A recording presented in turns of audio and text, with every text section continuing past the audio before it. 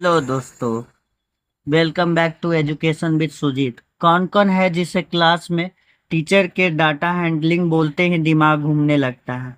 Graph, chart, main, mode, ये सब confusion लगता है ना? पर आज नहीं। आज से पूरे चैप्टर को क्लास 6 से लेके 8 तक बिल्कुल जीरो लेवल से पढ़ाएंगे। आज के आज के बाद आपको डाटा हैंडलिंग के मास्टर बन जाओगे अगर ये चैप वीडियो पूरा देख लिए तो बिना टाइम वेस्ट करते हुए चलिए शुरू करते हैं। समझते हैं डाटा क्या होता है। Data is a collection of a number gather to give some information. मतलब डाटा जो है नंबर का कलेक्शन होता है जो हमें कुछ इंफॉर्मेशन देता है, लेकिन ये ऑर्गेनाइज नहीं रहता है। फॉर एग्जांपल जैसे 20 फ्रेंड का फेवरेट कार्टून कैरेक्टर है छोटा भीम, शिनचैन, डोरेमोन, छोटा भीम, मोटू पतलू, शिनचैन। ये एक डाटा दिया हुआ है, लेकिन इससे हमें कुछ समझ नहीं आ रहा है। समझिए एक बेकार इंफॉर्मेशन है। अब इसको ऑर्गेनाइज कैसे करेंगे? फिर अच्छे से समझने के लिए इसे ऑर्गेनाइज करना पड़ेगा। चलो तो ऑर्गेनाइजेशन देखते हैं। ऑर्गेनाइज में हम लोग सीखेंगे फ्रीक्वेंसी और टैली मार्क। जैसे यहाँ पे ये इसी क्वेश्चन को लेते हैं और इसे ऑर्गेनाइज करके कैसे लिखेंगे। तो सबसे पहले कॉलम बनाएंगे और इसमें लिख दिए हैं कार्टून, फ्रीक्वेंसी और टैली मार्क्स। चलिए तो देखते हैं छोटा भीम। छोटा भीम देखने वाले छोटा भीम कितने लोगों को पसंद है देखते हैं। एक, दो, और कहाँ है? तीन, चार, और यहाँ पांच। पांच लोगों को छोटा भीम पसंद है तो फ्रीक्वेंसी में लिखेंगे 5। इसको टैली मार्क में कैसे लिखेंगे? तो पांच लोग हैं तो 5 बार, एक, दो, तीन, और ये चार, और पांचवा जो है ना ऐसे क्रॉस करके बड़ा सा लाइन बनाएंगे। ये हो गया 5।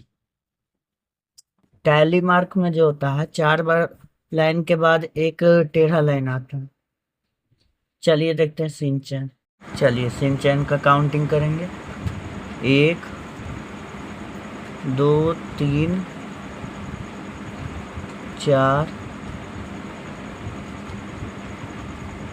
पाँच, छ। मतलब सिंचन 6 लोग को पसंद है तो फ्रिक्वेंसी कितना बार आया सिंचन? 6 बार। 6 लिख दिए। टैली मार्क में कैसे लिखेंगे? 1, 2, 3, 4, 5, और ये एक 6। टैली मार्क से ऑर्गेनाइज करना बहुत इजी होता है। डोरेमोन देखते हैं। एक, और दो, तीन, चार, चार। तो इसका फ्रीक्वेंसी कितना है? 4 है। तो लिखेंगे 1, 2, 3, 4। चलिए मोटू पतलू का। चलिए देखते हैं मोटू पतलू का। एक, दो, डोरेमोन का फ्रीक्वेंसी कितना हुआ? 2। इसका टैली मार्क में बस 2 बार लाइन खींचेंगे। ऑगी का देखते हैं। ऑगी एक, दो, तीन। तो ऑगी का फ्रीक्वेंसी कितना आ गया? 3। Tally mark 1, 2, 3। तो इस प्रकार हमने गिवन डाटा को ऑर्गेनाइज करना सीख गया।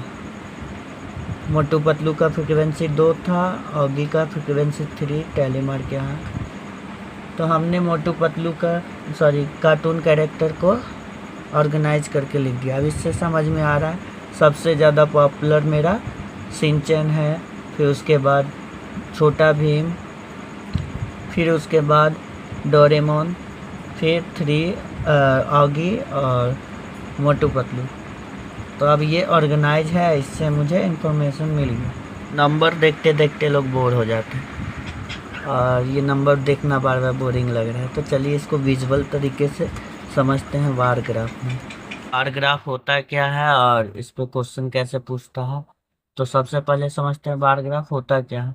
Bar graph a chart shows and compare data that uses of बार, मतलब कि ये एक तरह का चार्ट होता है जो कंपेयर करता है डाटा को बार के यूज के मदद से।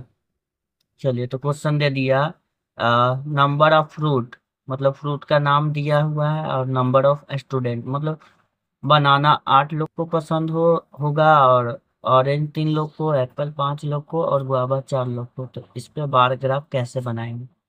बार ग्राफ में 2 लाइन होता है, एक होता है वाई एक्सिस, इसको वाई एक्सिस बोलते हैं, और एक होता है एक्स एक्सिस, इसको एक्स एक्सिस बोलते हैं।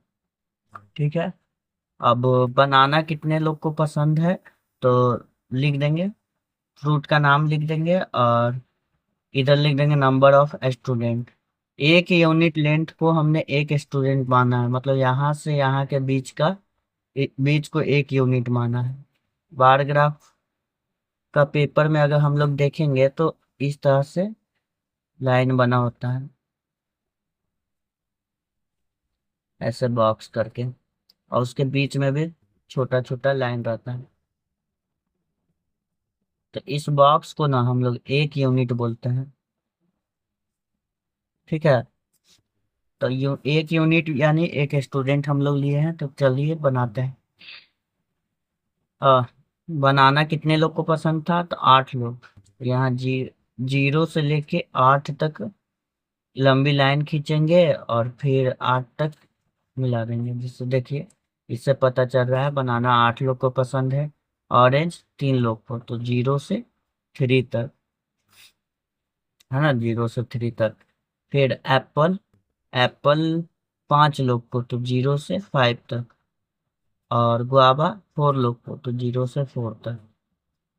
चलिए, तो इसको हम लोग देख के पता लगा सकते हैं कि सबसे ज्यादा कौन सा फल लोगों को ज्यादा पसंद है, तो बनाना हो गया, और सबसे कम ऑरेंज। तो इसको देख के इतना पता चल रहा है, इसी के लिए हम लोग बार ग्राफ पढ़ते हैं, ताकि देख के विजुअली ही डायरेक्ट बता दे क्वेश्चन का आंसर। और इस प्रकार से आपका बार ग्राफ बनता है। चलिए, अब समझते हैं पाई चार्ट। पाई चार्ट क्या होता है। पाई चार्ट एक सर्कल शेप का चार्ट होता है जो हमें डाटा के बारे में बताता है। जिस कैसे बनाएंगे, चलिए एक क्वेश्चन देखते हैं। जैसे the favourite flavour of ice cream for a student of a school given in a percentage, मतलब कि स्कूल का में स्टूडेंट का फेवरेट फ्लेवर का आइसक्रीम जो है हमें बताया गया है, किसमें, परसेंटेज में। तो इसमें पाई चार्ट कैसे बनाएंगे, तो चॉकलेट 50% लोगों स्टूडेंट को पसंद है, और वेनिला 25%, और अदर फ्लेवर जो है वो भी 25%। तो पाई चार्ट बनाने के लिए पहले परसेंटेज को हमें फ्रैक्शन में बदलना पड़ेगा। फ्रैक्शन में बदलना बदलने के लिए हमें कैसे बदलेंगे देखते हैं। 50% दे दिया, इसको फ्रैक्शन में कैसे बदलेंगे, तो हमें पता है जिसके बगल में परसेंटेज आता है उसके नीचे हम लोग 100 लिखते हैं। अरे, तो 50 से ये एक बार में और ये 2 बार में, इसको हम लोग फ्रैक्शन में बदले तो 1/2, जो कि मैंने लिख रखा। बस बता रहा हूँ कैसे फ्रैक्शन में बदलते हैं। 25% का, अब इसको भी फ्रैक्शन में बदलने के लिए सिंपली 25/100 करेंगे। फिर 25 से ये एक बार में गया, और ये 4 बार में, ये आ गया 1/4। तो देखिए वह 1/4, अदर भी 25% है, तो इसका भी 1/4 में आएगा। अब जब पाई चार्ट बनाते हैं तो उसमें कौन सा फ्लेवर कितना है, कितना साइज बनाएंगे, डायरेक्ट बना लेंगे? नहीं, वैल्यू के हिसाब से जो है लाइन खिंचाता है। जैसे मान लीजिए ये एक सर्कल, इसमें मान लेते हैं 50% चॉकलेट फ्लेवर पसंद है स्टूडेंट को, 25% वेनेला, और अदर 25%। तो इससे हमें दिख रहा है कि ये बड़ा है छोटा है, मतलब कौन कितना बड़ा होगा उसके लिए हमें एंगल का पता होना जरूरी है। तो फ्रैक्शन निकाल लिया, फ्रैक्शन के मदद से हम लोग एंगल निकालेंगे। जैसे कि हमें पता है कि एक सर्कल में 360 डिग्री एंगल होता है, तो हमें 1/2 का एंगल निकालना है। तो 1/2 को निकालने के लिए सिंपली करेंगे 1/2 इंटू 360। अब देखिए, 2 से ये कट गया, 180 बार में। तो इसका एंगल कितना आ गया 1/2 का? 180 डिग्री, जो कि मैं यहाँ लिख रखा हूँ। ये दिया नहीं रहेगा, ये दोनों सॉल्व करने के लिए हम लोग खुद से निकाल रहे हैं। क्वेश्चन इतना दिया था, फ्लेवर और परसेंट ऑफ स्टूडेंट प्रिफेरिंग फ्लेवर। चलिए, तो एंगल निकालते हैं। अब 1/4 का एंगल कैसे निकालेंगे? इसी तरह से 1/4 लिख के मल्टीप्लाई कर देंगे 360 से। 2 से ही कट गया 2 बार में, और 2 से कट गया ही 180 बार में। फिर 2 से कट रहा है 90 बार में। इसका एंगल निकल गया 90 डिग्री। तो 1/4 का एंगल 90 डिग्री, ये भी 1/4 है अदर का भी, तो इसका भी एंगल 90 डिग्री हो गया। अब इस एंगल के मदद से हम लोग इस सर्कल में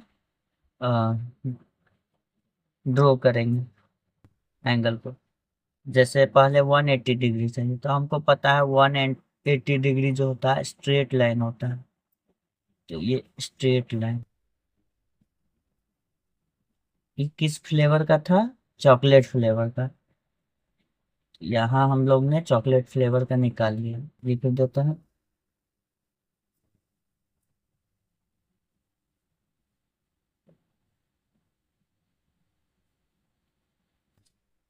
चल, अब 90 डिग्री हमें बनाना है वेनेला के लिए, और 90 डिग्री अदर के लिए।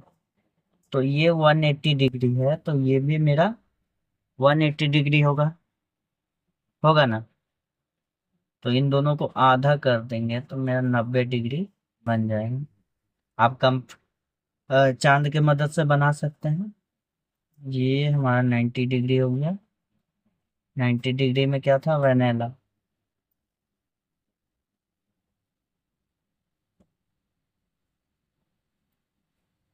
और यहाँ अदर्स।